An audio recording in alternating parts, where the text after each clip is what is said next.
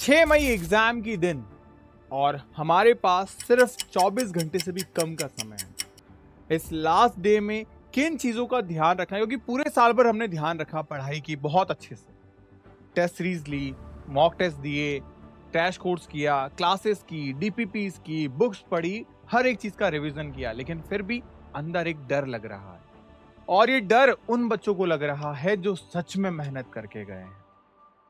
अगर आपको डर लग रहा है, इसका मतलब आपने मेहनत की है, और तो ये डरना जायज है।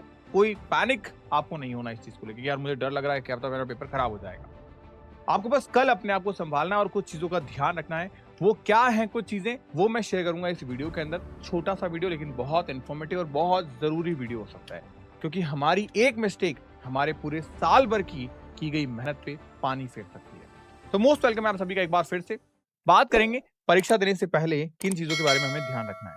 सबसे पहली बात, एग्जाम आपका पेपर पैन मोड पर नहीं है, ऑनलाइन है। ऑनलाइन पेपर होने के कुछ फायदे भी हैं तो कुछ नुकसान भी हैं। जिन बच्चों ने ऑलरेडी हमारी टेस्ट सीरीज वगैरह प्लान कर रखी थी, तो उन्हें पता है कि उन्होंने जिस पेपर पैटर्न पे एग्जाम्स दिए हैं हमारे टेस्ट सीरीज के, हूबहू वैसा का वैसा ही आपका आएगा। तो आपको डरने की जरूरत ही नहीं है। वही कलर कॉम्बिनेशन, वैसे ही ऑप्शंस, हर एक चीज आपको मिलेगी।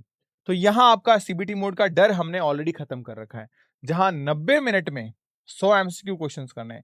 यानी समय पहले से कम है, लेकिन पेपर का लेवल भी कम है। अगर यहां बात करें तो आपके पास में, आपको पता है 17 साल से कम हो, लेकिन इसका प्रूफ यानी आधार कार्ड आपके पास में होना चाहिए। पीसीबी का सब्जेक्ट तो है ही है, लेकिन इंग्लिश भी आपके पास में कंपलसरी, आपको पता है। मिनिमम मार्क्स आपके पास क्या होना चाहिए, 45, और अगर कैटेगरी वाइज हैं तो 40। ये आपके सीटी रिजल्ट से आप निकाल सकते हैं। उसके बाद की बात करें, ये जो है आधार कार्ड आपको आपके पास रखना है। इसके अलावा कोई दूसरा डॉक्यूमेंट्स अगर आप लेके जाते हैं, फोटोकॉपी वगैरह, तो वो वैलिड नहीं है। फोन में आप लेके गए, मेरे पास डिजी लॉकर है, देखो भैया चला लो काम, नहीं चलेगा। फिजिकल आपके पास में होना चाहिए। और इनमें भी अगर मैं आपको प्रेफर करूं तो आप आधार कार्ड को लेके जाइए अपने एडमिट कार्ड के साथ में। इसके साथ साथ आपको यहाँ पे पार आईडी का एक ऑप्शन रहता है, अगर है तो वेल गुड है, बहुत अच्छी बात है। उसके बाद बात करें, आपके पास में जो एग्जाम में सबसे पहले पहुंचेगा उसके ज्यादा मार्क्स आएंगे, ऐसा नहीं है। आपको एग्जाम पे टाइमली पहुंचना है, क्योंकि कई बार ऐसा होता है कि एग्जामिनेशन के दौरान ट्रैफिक्स वगैरह या आपके पहुंचने, क्योंकि महाराष्ट्र के अंदर आप ट्रैफिक आप जानते हो। एग्जाम सेंटर अगर आपका दूर है, 2-2 घंटे, ढाई-ढाई घंटे, 3-3 घंटे तक लग जाएँगे आपको पहुँचने में। तो 5 मिनट की देरी आपके पूरे साल भर की गई मेहनत पे पानी फेर सकती है। तो कोशिश करें आप जल्दी से जल्दी पहुँच जाएँ।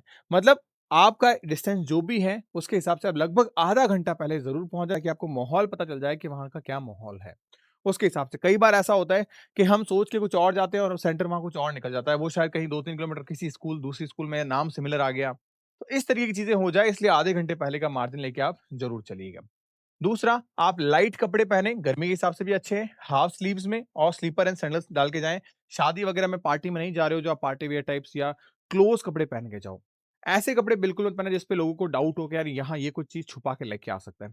का लूज़ कपड़े, जैसे घर में कैसे रहते हो आप, वैसे ही कपड़े पहन के आप चाहिए। ऐसे लूज़ कपड़े या टाइट कपड़े आपको पहन के नहीं रखने हैं।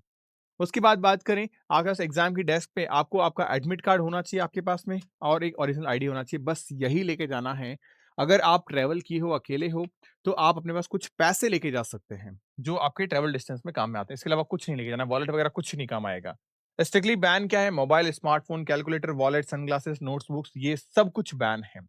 अगर आप डायबिटिक पेशेंट हैं, तो आपके पास में डॉक्टर का प्रेस्क्राइब होना चाहिए कि हाँ भाई मेरे पास में ये चीजें हैं, तो आप बॉटल या और एक चॉकलेट जो भी है वो आप लेके जा सकते हैं, लेकिन वो भी पहले आपके पास में प्रूफ होना चाहिए, सर्टिफिकेट डायबिटोलॉजिस्ट का। उसके साथ बात करें, यहाँ पे आपको 60 क्वेश्चन जो आपके मेन पीसीबी के हैं, इसको सबसे पहले हैंडल करना है, क्योंकि इसके लिए आपने मेहनत की है। 47 चैप्टर्स आपने पढ़े हैं, तो यहाँ पे ये चीज आपको ध्यान रखनी है, पीसीबी के 20 क्वेश्चन आपको इजीली कवर सबसे पहले करने हैं। और फिर हमारे पास में 40 क्वेश्चन जो हमारे एडिशनल सब्जेक्ट के हैं वो करने हैं। क्योंकि फिजिक्स केमिस्ट्री में आपको ऐसा नहीं है कि क्वेश्चंस हार्ड आएंगे। अगर आपने एक बार ये कर लिया तो यहाँ कॉन्फिडेंस बहुत अच्छा रहेगा, और 40 में से मुझे पता है मेरे प्यारे बच्चों, आप 32 क्वेश्चन तो बहुत इजीली करेक्ट कर जाओगे। बस यहाँ इन 60 में से आपको अप्रॉक्स, मेरा ये मानना है कि आप करीब 50 क्वेश्चंस भी अगर आपने कवर कर लिए तो अच्छा स्कोर आपका बन जाएगा। यहाँ पे आपको इजीली कोई अच्छा बेहतरीन कॉलेज मिल जाएगा। और इससे प्लस एक एक मार्क्स भी अगर आप लेके आओगे तो आप जीएमसी की तरफ शिफ्ट होते चले जाओगे, एक एक नंबर आपको जीएमसी दिलाएगा।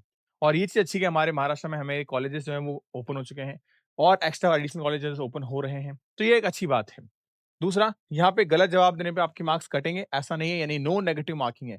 तो पहले वो अटेम्प्ट करना है जो हमें 100% आता है। ये कैसे पता चलेगा? ऑप्शन देखने की ज़रूरत ना पड़े, क्वेश्चन पढ़ते ही आंसर हमारे दिमाग में क्लिक करे, वो है हमारा करेक्ट आंसर। उसके इनकरेक्ट होने के चांसेस न के बराबर हैं, यानी एक्यूरेसी मैक्सिमम है। तो ऐसे क्वेश्चंस को अटेम्प्ट करना है, नेगेटिव मार्किंग नहीं है। तो 100 क्वेश्चन पूरे ही अटेम्प्ट करना, लेकिन फर्स्ट राउंड में मत करना। पेपर को कम से कम 2 या 3 राउंड के अंदर आप अटेम्प्ट करना, तब जाके आपको एक्यूरेसी निकल के आएगी आपके पेपर में। अगर मैं बात करूँ नर्सिंग एप्टीट्यूड में, तो बेसिक चीज़ें जो आपको मैंने पढ़ाई हैं, और मैंने आपको रेट्रोग्रेसिव पढ़ाया है हमेशा। एमसीक्यू से पढ़ाया है नर्सिंग एप्टीट्यूड, तो वो आपके लिए बहुत ज़्यादा ईज़ी है।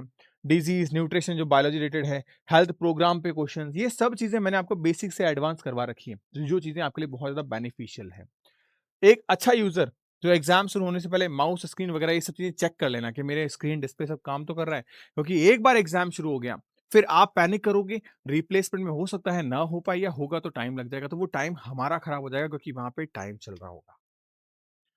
तो आपको ऑलरेडी पहले 15 से 20 मिनट मिलेंगे, आप अपना कीबोर्ड, माउस सब चीज़ें चेक कर लेना कि सब सही चल रहा है, काम कर रहे हैं, सारे कीज़ काम कर रहे हैं, ताकि चीज़ें आपके लिए बहुत ज़्यादा ईज़ी रहें। मार्क टू रिव्यू बटन, इसका गलत इस्तेमाल मत करना, क्योंकि यहाँ पे मार्क टू रिव्यू बटन पे आपने क्लिक किया और आप सोचो कि हाँ, इसके मार्क्स काउंट हो जाएँगे, नहीं होंगे। आपको फाइनल सबमिट करना ही पड़ेगा, तब जाके इसके मार्क्स काउंट होंगे, और ये सारी चीज़ें हम ऑलरेडी आपको हमारे टेस्ट वगैरह के अंदर सब चीज़ें बताते हैं, ताकि आपकी एक आदत बन जाती है सीबीटी मोड की। इन चीज़ों का ध्यान रखना है। दूसरा, खास तौर से गर्ल्स, कोई फेस्टिवल में आपने मेहंदी वगैरह लगा रखी है, तो ये इश्यू आ सकता है आपके वेरिफिकेशन के दौरान। तो अगर पॉसिबिलिटी हो तो आप अवॉइड रखिए इन चीज़ों को, ध्यान रखिएगा। कोई डार्क इंक वगैरह आपके हाथों पे नहीं होनी चाहिए। उसके साथ-साथ आप फ़ोकस रहें, काम रहें। गर्मी है तो आप हाइड्रेटेड रखें खुद को, पानी की बॉटल लेके जाएँ, पी के जाएँ आराम से, एग्ज़ाम सेंटर के बाहर उसको रख दें, ट्रांसपेरेंट जो मिनरल वाटर की आती है आपकी बिसलेरी वगैरह की, वो लेके जाएँ आप। अगर कोई भी इश्यू हो, आप आराम से वहाँ पे एडमिनिस्ट्रेटर के सामने हाथ उठा सकते हैं कि भैया मेरे को ये मॉनिटर काम नहीं कर रहा है, या वगैरह-वगैरह कुछ इश्यूज़ हैं, तो आप उनको बता दीजिए, एग्ज़ाम शुरू होने से पहले। तो हर चीज़ का आपको रिज़ॉल्वमेंट मिलेगा। अगर एग्ज़ाम शुरू हो गया, आपकी डिस्प्ले बंद हो गई है, कुछ भी ऐसा हुआ है, तब भी आप हाथ हैंड रेज़ करके, हाथ खड़ा करके आप पूछिए एडमिनिस्ट्रेटर से, वो आपकी हेल्प करेंगे। पैनिक नहीं करना है, आपको डरना नहीं है, किसी से बात नहीं करनी, कोई चीटिंग नहीं करनी है, और जल्दी आपको एग्ज़ाम सेंटर छोड़ के नहीं जाना है, वरना आपका सबमिशन जो है वो रिजेक्ट कर दिया जाएगा सीटी के थ्रू। उसके बाद में सबसे पहली चीज़, अपनी हेल्थ पे पूरा ध्यान रखें।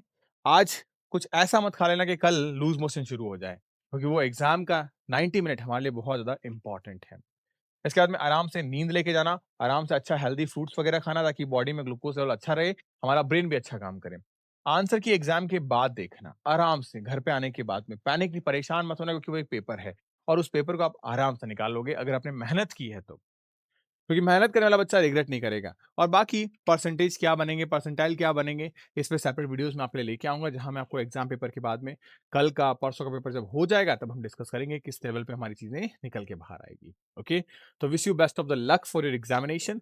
आराम से, काम रहना, अच्छे से एग्ज़ाम देना। कोई भी डाउट हो, परेशानी हो, मेरे को कॉल कर लेना, 8233733706।